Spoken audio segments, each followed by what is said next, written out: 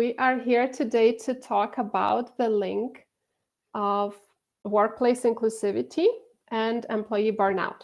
So here today we have Pasha Marlow. Hello, Pasha. Thank you for coming.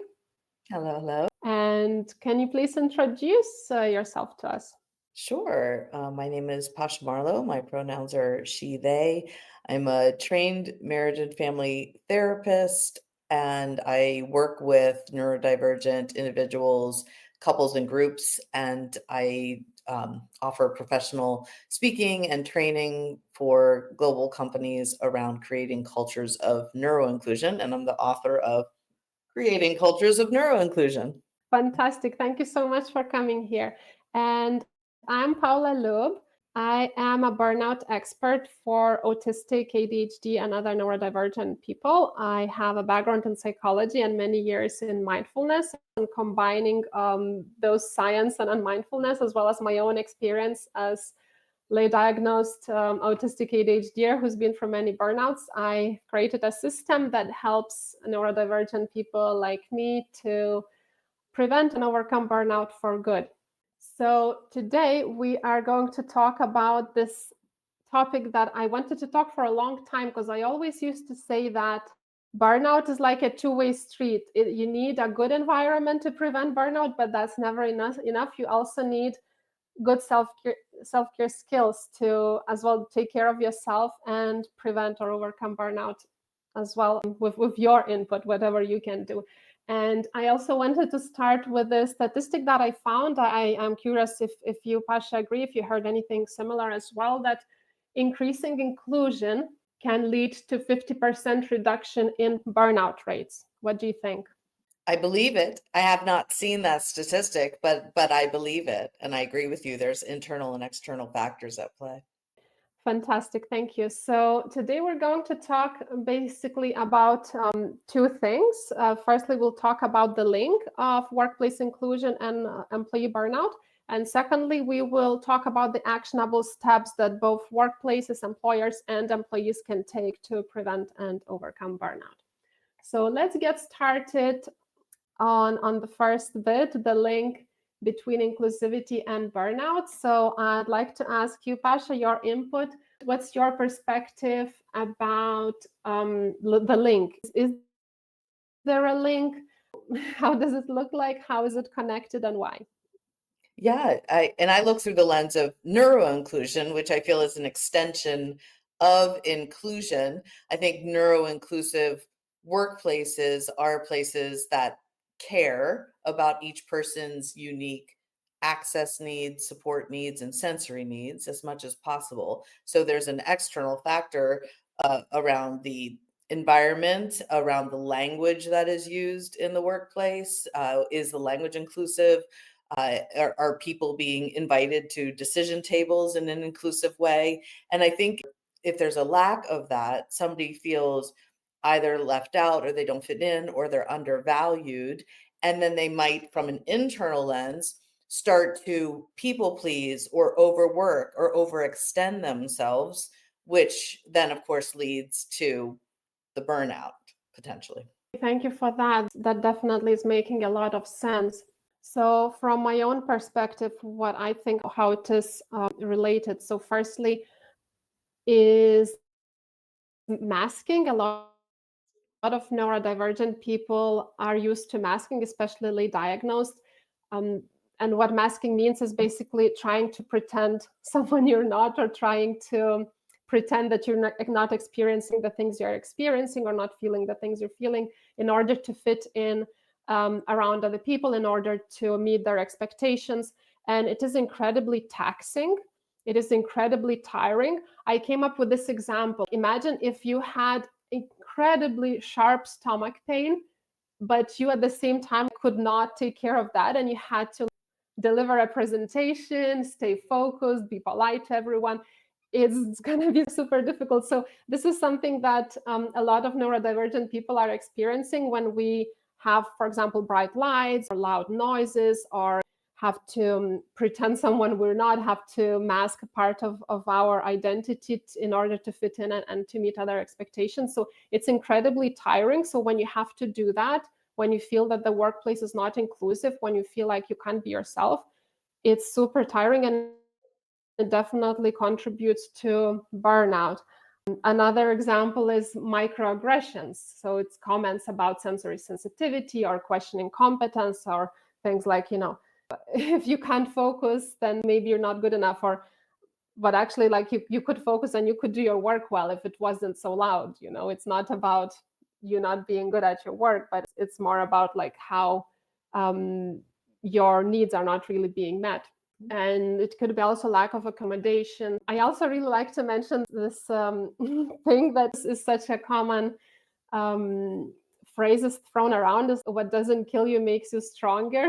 And I think it's so not true, because really what doesn't kill you makes you burn out and develop unhealthy coping mechanisms. And a lot of us who are neurodivergent, who are perfectionists, who are talented, who are high achievers, we push ourselves too much already. We do not need pressure from outside. So all that combining and so many other things can really just, if we have that in our environment, can really push us towards exhaustion, overwhelm, stress, and eventually burnout. Is there anything you'd like to add here, Pasha? From the mental health perspective, because neurodiversity is mental health diversity and neurodivergent is a broad scope of ways to neurodiverge from diverge from neuronormativity, I want to mention that often in workplaces, we're told we belong. We're told, everyone's told we belong, or your family. And sometimes what happens is the words are there, but we don't feel it. We don't internalize it. We don't believe it because there's other things like microaggressions or dismissiveness or lack of accommodations that allows us to believe that we don't really belong. And to your point about masking, I think there's in that misalignment and incongruency, there's stress. And for some of us, we feel that deeply in our minds and our hearts and our souls, and not only for ourselves, but when we look around to the other people in the workplace from an empathetic lens and an intuitive lens, I feel like there's that contributes to some of the burnout, is noticing the systemic issues and barriers and conflicts within an organization. I feel like that contributes to our stress and then ultimately the burnout. So not just what happens to ourselves individually, but what we see systemically and with our coworkers that we care about. I know there's a time delay. Okay, yes, thank you. That makes a lot of sense.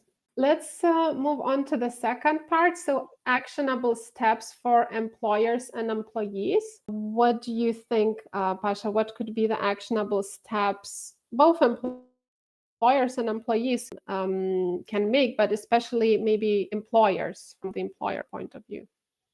I think as we're connecting inclusivity and burnout, and then again through my lens of neuro-inclusivity, creating neuro-inclusive environments, again from that not just sensory lens, but an accessibility lens, from a support lens. So one of the things that's often not talked about are mental health support, flexibility for people to have perhaps mental health appointments, or in recovery of burnout, to allow people the time that is necessary to recover, and the space to talk about burnout. So within the workplace, a lot of times it's very helpful within a team, for example, talk about what are your individual signs of burnout. What can we notice as a team? Do you tend to shut down? Do you tend to get sick more often?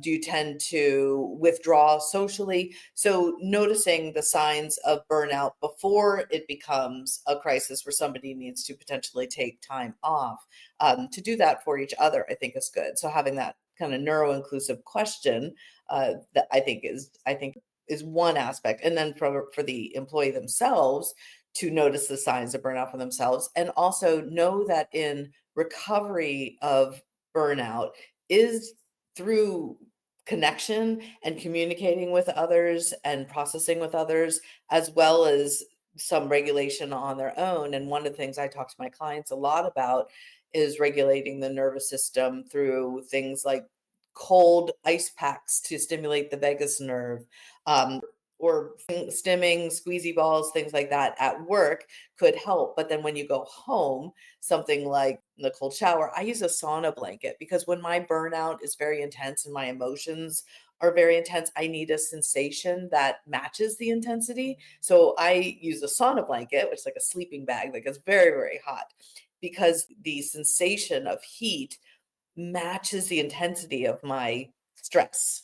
And everyone does something different. Some people sing, some people dance, but know that it has to release through your body. We can't just hold it in. It won't move through our body. The stress needs to move out of our body.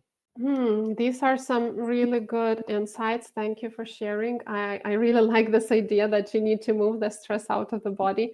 I teach that as well very much in my nervous system regulation workshops. So from my perspective, what I would like to add for inclusion, for neuro-inclusion to prevent burnout, I'd like to give an example from my own experience, because I did work in a corporate environment that was very inclusive. So one of the great things was that there was a lot of accommodations available, and we could just go and request an accommodation. And it wasn't a big, complicated process. We didn't have to give a reason. We didn't have to explain why. We didn't have to prove that we are deserving it or that we are going not to lose productivity. It was just like an option, many options that everyone could go and ask. And that really helped me, because at that point, I did not know I was autistic. I knew I needed those things, and they really helped me to stay more productive and to prevent burnout. But I wouldn't have been able to tell anyone, oh, I need this because I'm autistic. If I had to give a reason, I wouldn't have been able to get that accommodation. But having it available, and it was just an option for everyone. Oh, this is the thing that we do for autistic people. No, it was everyone could go and ask for any of those accommodations. So this was amazing. I see you want to add something. From an inclusive design lens, where you can solve for one and serve many, you might offer noise canceling headphones to people on your team, with maybe one person who has a lot of sensory challenges in mind. But then it ultimately helps everyone. And sometimes we don't know what accommodations are helpful until we experience them. So perhaps somebody doesn't realize that at lunchtime, taking a walk outside eases their stress and anxiety and prevents burnout, but they wouldn't have thought that they, one, had permission or could take a walk outside, or two, might not have thought about it or realize the impact of it. But then if it's implemented as a team, for example, we're going to take a 15-minute walk at a lunch break, and then everyone realizes how impactful that is. That's a wonderful way to do it. As you're saying, like offer some accommodations to potentially meet people's access, support, and sensory needs, and then see how that impacts the team. And it's typically these accommodations that go so far are free up to maybe $500. They're not enormously expensive accommodations that typically people need or respond well to. Fantastic. Yes, I think there's definitely a point to offering a lot of these things to everyone, because not just people who have special needs can use them and actually feel better and be more productive. I think it's just a common human decency. And from employees' perspective, what I would like to as well mention, if you have a need, if you have an accommodation in mind, what you can do, you can actually request something, not necessarily stating your diagnosis, not necessarily stating your exact reason, but you can frame it in a way to base it on performance. For example, I work better in a quiet environment, or also be solution oriented. So you can offer something that would help you, rather than expect people to come up with solutions for you. And also use a lot of I statements. I work better, I am more productive, and then state what you need and how they can help you achieve that. So that's a good starting point for any discussion a person might want to have. And I also want to mention the importance of practical self-care and mindfulness strategies, because no matter how good the environment is, we still might burn out. I definitely did used to burn out in many different jobs, and in just I even changed careers to escape burnout, and I still didn't escape burnout because a lot of the issues I had was really about my ability, lack of ability to really take good care of myself. So I would like to remind everyone the basics of self-care, burnout prevention is just really taking good care of the basic needs of your body. Eat enough food, get enough sleep, drink enough water, move your body, have some fun and connection with others, and learn ways to regulate your nervous system and to maintain calm. So if we do all these things regularly, it's very unlikely that we do burnout. It's not always possible to completely avoid it, but it's much much less likely that we burn out if we take care of those basics. Of course, it can be hard if we are stressed, if we're overwhelmed, if we have very demanding jobs. Of course, environment plays a part, but I'd like to remind you that it's very unlikely that your boss or your client comes and tells you, look, you have to sleep less than 6 hours now. Look, you have to skip your lunch and you have to miss your exercise. If they do say that, you have a legal case on your hands, but it's very unlikely that they say that. It's most of the time we say that to ourselves because we have a perception of what other people expect of us or what we need to achieve, or again our own perception of what is our own personal worth and where it comes from and what is our personal value. So here I'd like people to like take a moment and really look back and think, what are the stories we're telling ourselves here? And this is where it gets interesting and a bit harder as well to work on yourself to prevent burnout. But this is really the juice of the work. You know, when something like that happens, you have to stop and ask yourself, what is it? What's happening here? What stories I'm telling ourselves? What's the narrative here? And that's where you actually start getting answers about the deeper reasons why burnout is really happening. Yes, I think one of the things you're speaking to are neuronormative expectations that we've been living with because this is how the world is designed, and we assume that this is the way we need to do things. And so often my clients will say, I can't do things or handle things that everyone else in the world can. I'm the only one in the office who struggles with technology, for example, or meeting after meeting back to back, whatever it is. And it's not true that they're the only ones, of course, but there's this perception that we're alone in this struggle of not being able to meet the neurotypical neuronormative standards of work. So what I like to do when I speak with organizations is to expand our lens of what is professionalism, what is success, what is productivity. And often we start to unwrap and unpack the sometimes the norms that don't serve us any longer, that maybe don't even make sense, but we've been living with. So I like that conversation. Also, as you were speaking, I was thinking that I want to mention how there's an intersectional lens here, of course, because somebody could be multiply neurodivergent, somebody could have apparent and non-apparent disabilities, and also how race and economics and age and gender play into our experience internally and at work. And I think it's very helpful for leaders to recognize through that intersectional lens the complexity of it and the nuances of it, and that one person who identifies as bipolar and ADHD is not the same as another person who identifies bipolar and ADHD, for example. So to not make assumptions, in my book I say over and over, ask the person what their needs are, ask the person what their access, support, and sensory needs are without making assumptions of what somebody might need or might think or feel.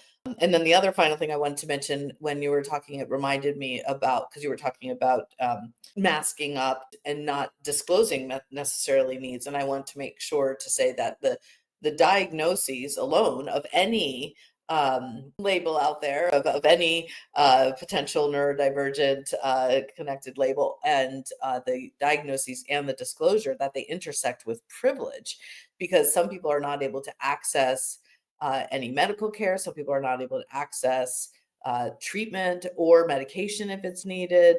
And then because of the intersectional lens, some people do not feel psychologically safe for good reason, because they are potentially not psychologically safe to disclose to their employers or their supervisors or their managers that they need an accommodation.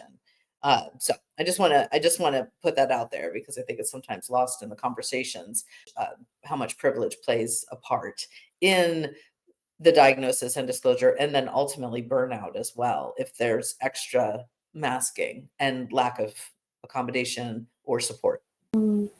Yes, absolutely. Thank you so much for sharing that. Additional comment was definitely, I can definitely agree with that. Absolutely. Okay, so now is the time for questions and answers. If there are any people who are watching and want to ask a question, please add it to the comments. Hopefully we'll be able to see them. And if there aren't, I don't know if you can see any comments. Can you, Pasha? I don't see any on this end. I can't see any either. So maybe we can ask each other questions.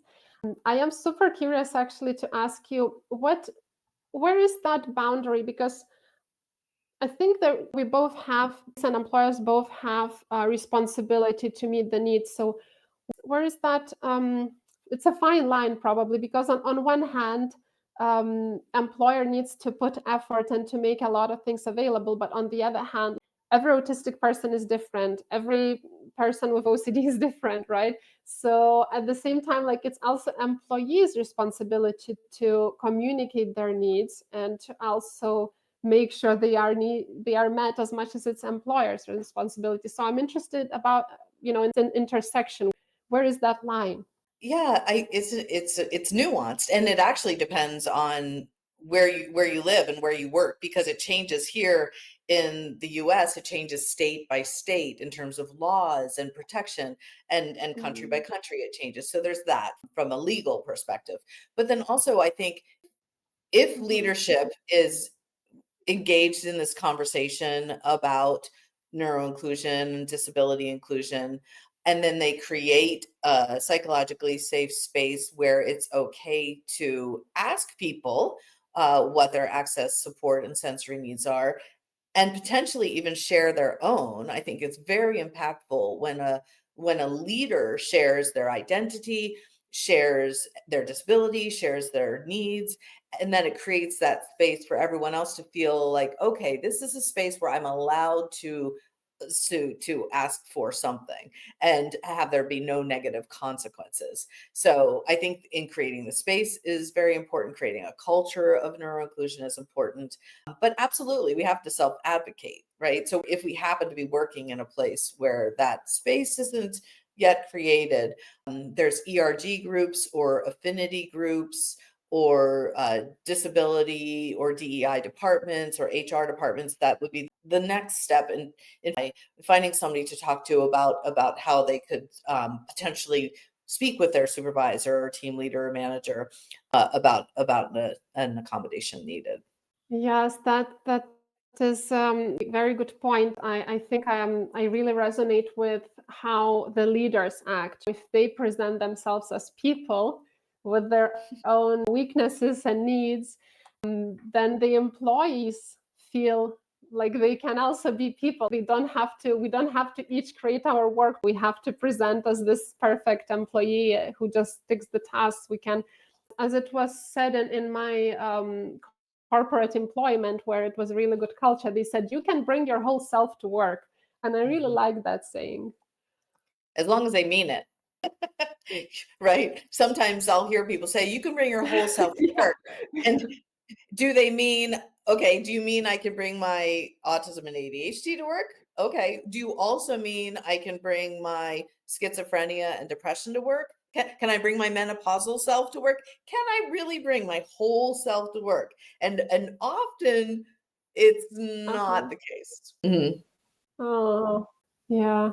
Oh, okay. So now we're running out of time. So to close off, I would like us each to say maybe one thing that we learned or that stuck the most during this conversation. Yes, let's start with that and then we will wrap up.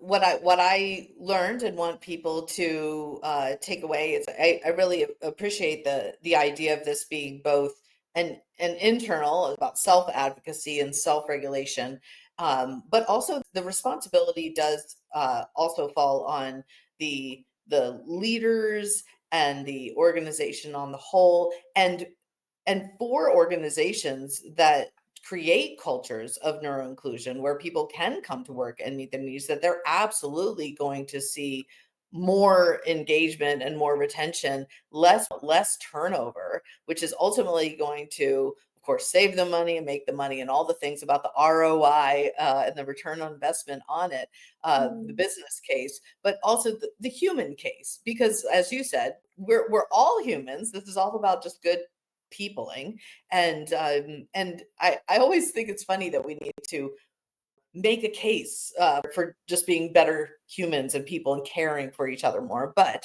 alas, we do sometimes. So there is a monetary value to inclusivity, which directly links to engagement and retention too, if that matters. Yes, this is something probably that was most something that I remember the most is that inclusivity is not just about being nice, it's really about boosting productivity and actually making more money. So it's actually better for everyone. And for me, I would say that one of the biggest things I do take away is about also leaders being people. So this was something that is really beautiful, I think, for people to implement. And lastly, before we go, maybe Pasha, you'd like to invite people to get in touch with you, to buy your book, how they can get in touch with you later and work with you. Yeah, I'm the only Pasha Marlow in the world, which is fun. So you can find me easily. My website is pashamarlow.com, and I'm on LinkedIn every day. So I'm easy to find on LinkedIn. And then my book, Creating Cultures of Neuro-Inclusion, is out in paperback and ebook and Audible. So hopefully accessible to all. But I'm always excited to talk to people. Actually, in my LinkedIn profile have a blue highlighted collaboration link. So at any time, anyone can call and book 30 minutes with me. And until I run out of time, I'm going to keep that link there. So I'm accessible, and hopefully people will be open to reaching out with any questions or collaborations, or hire me to present about neuro-inclusion in your organization. Thank you. So I hope people who want to improve neuro-inclusion in their organizations, they do get in touch with you. And I'd like to say the same about myself. I help people with burnout, especially neurodivergent people. So if this is something that you are going through or want to prevent or overcome burnout, definitely get in touch with me. I am as well on LinkedIn. I have a variety of ways I can help you, so we can discuss that, and I'll help you choose the one that works best for you. And, and yes, as well, my website, paula-mindfulness.com. And there's also consultations available for people who are looking for that help. So yes, this is how I'd like to end our session. Thank you very much, Pasha, for coming. It's been great. We've learned a lot. I hope it's been really useful for people as well. Yes, and let's stay neuro-inclusive and let's prevent burnout. Absolutely. Thank you so much for having me, Paula, and thanks for anyone out there listening.